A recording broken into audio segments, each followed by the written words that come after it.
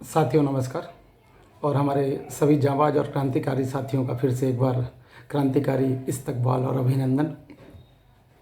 साथियों, आज सुबह से ही मुझे बहुत सारी फ़ोनें आ रही हैं। कम से कम 20 से 25 फ़ोन आ गई कि भैया कल रांची के कोर्ट में जो मध्यस्थता की डेट पड़ी थी, आप उसके बारे में बताइए कि उसमें क्या हुआ।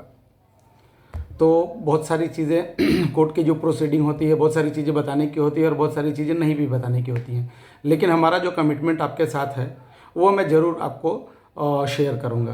तो मैंने आपको वीडियो बनाकर बताया था कि ये लोग मध्यस्थता के लिए तैयार हुए हैं, लेकिन कल जो मध्यस्थता की डेट लगी थी 16 तारीख को बढ़कर 17 हो गई थी और कल मैं कोर्ट में था। तो 17 तारीख को जब हम कोर्ट पहुँचे तो इनके वकील तो आए हुए थे मध्यस्थता के लिए, लेकिन इनके तरफ से, सहारा प्रबंधन के तरफ से एक भी व्यक्ति उपस्थित नहीं था।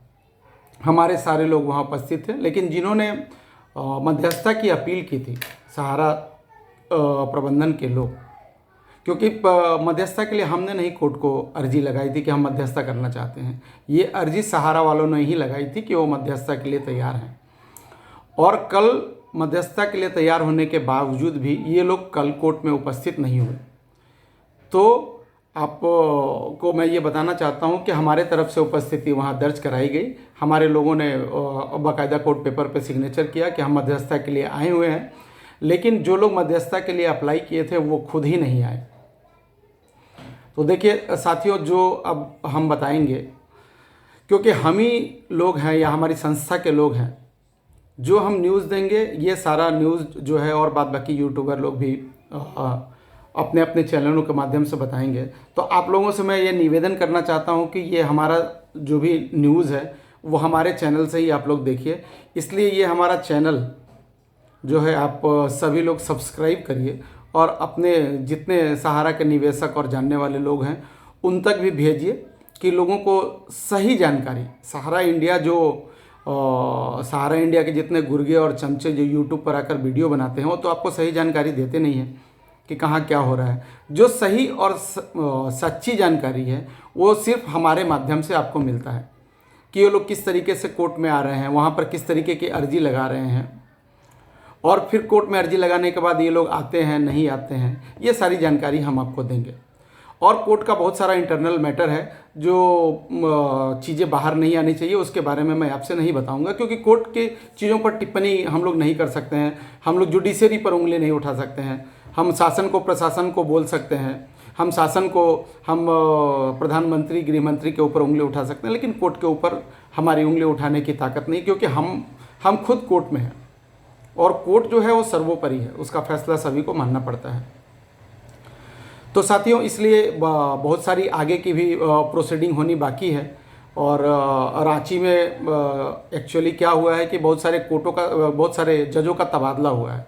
तो सीआईडी के जज का भी तबादला हुआ है, उसके जगह में नए जज आ रहे हैं। तो जैसे ही वो जज साहब अपना पदभार ग्रहण करेंगे, फिर से वहाँ प्रोसीडिंग बहुत सारी चालू हो जाएगी।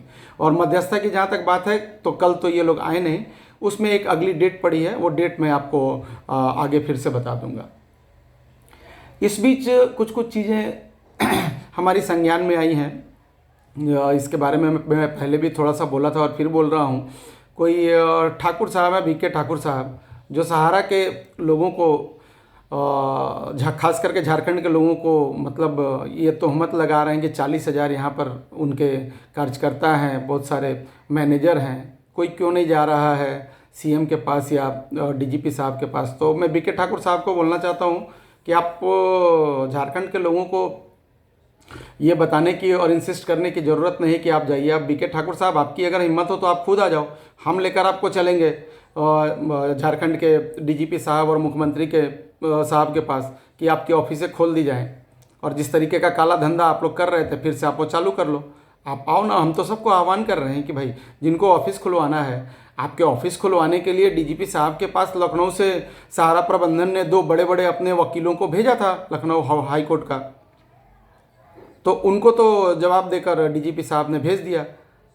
आपको अगर बहुत ज़्यादा खुजली हो रही है तो हम तो आह्वान कर रहे हैं कि आइए ना भाई। आप लोगों को क्यों इंसिस्ट कर रहे हो, ऐसे लोगों को इंसिस्ट कर रहे हो कि आप जाइए मुख्यमंत्री के पास, जिन लोगों का जीवन आप लोगों ने नरक बना दिया है। आप 40,000 बात बता रहे हो, उसमें से 35-36 हज़ार लोग ऐसे हैं कि जो सुबह में खाते हैं तो शाम को खाना क्या मिलेगा, और कैसे मिलेगा उसके बारे में वो सोचते हैं। ऐसे लोगों से आप उम्मीद लगा के रखते हो कि वो कोर्ट कचहरी जाएँ, डीजीपी के पास जाएँ, मुख्यमंत्री के पास जाएँ। भिखमंगा बनाकर रख दिया है आपने उन लोगों को, और आप उससे बोल रहे हो कि प्रबंधन की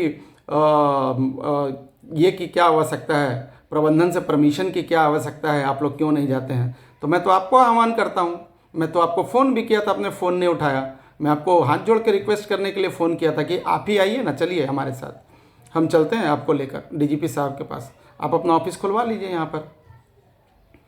और साथियों, आपको अंदर की कुछ बातें बताना चाहता हूँ। देखिए, कुछ बातें हमें नहीं बोलनी चाहिए, लेकिन ये लोग जिस तरीके से हमें परेशान कर रहे हैं, हम यहाँ से जिस तरीके से परेशानी हो रही है कि कोई धनबाद से, कोई जमशेदपुर से रांची आना जाना कर रहा है, और उसके बाद ये लोग टाल मटोल वाली स्थिति में आ रहे हैं कि मध्यस्थता के लिए बुलाने के बाद ये लोग नहीं आते हैं।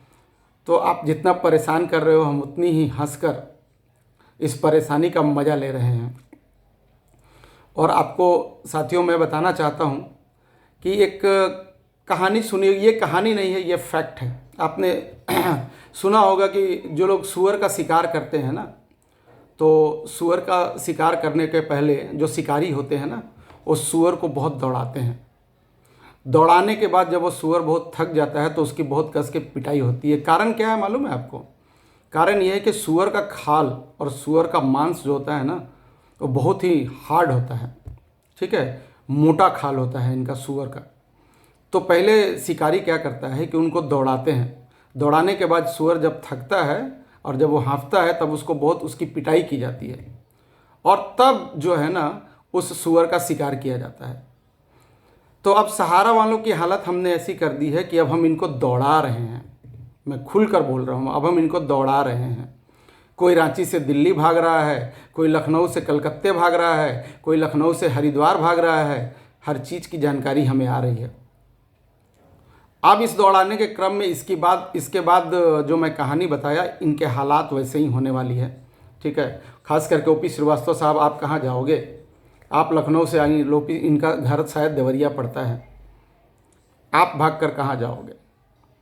लेकिन इनके बारे में भी सुनने को मिलता है कि इनको अगर भागने की कहीं ज़रूरत पड़ती हो तो ज़्यादातर बाबा रामदेव जी के शरण में जाते हैं। हरिद्वार में भी इनका कुछ अड्डा बना हुआ है जिधर ये भाग कर जाते हैं। तो आपको जितना भागना है भागिए, हम आपका पीछा कर रहे हैं, और पीछा करने के बाद क्या होगा ये सबको मालूम है। झारखंड की सरकार और झारखंड का प्रशासन भी आपका पीछा कर रही है। आप जितनी तेज़ी से भागोगे, हम उतनी तेज़ी गति से आपके पास पहुंचेंगे। बस मैं यही कहने आया था साथियों, इंतज़ार करिए, खेल में बहुत मज़ा आने वाला है। और मुझे आप ऐसे ही सपोर्ट करते रहिए। मेरा चैनल आप लोग ज़रूर सब्सक्राइब करिए और ज़रूर देखिए। सहारा के हर निवेशक तक मेरा ये संदेश पहुंचना चाहिए कि हम लोग किस तरीके से इनको खदेड़ रहे हैं और किस तरीके से ये लोग भाग रहे हैं, और उसके बाद हम इनकी किस तरीके से खातिरदारी करने वाले हैं। धन्यवाद।